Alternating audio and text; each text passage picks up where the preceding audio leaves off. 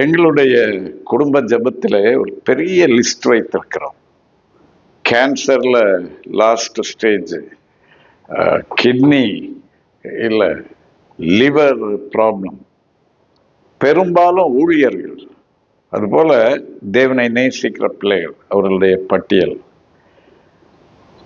இந்த கேரம் விளையாடும் போது பார்த்துருக்குறீங்களா, அந்த ஸ்ட்ரைக்கர் வச்சு ஒன்னொன்னா தட்டி தூக்குவாங்க இல்லையா, அது மாதிரி எங்களுக்கு நடைபெற்று கொண்டிருக்கிறது. அற்புதம் அற்புதம் அற்புதம். கர்த்தர் ஜெபத்தை கேட்கிறவர்.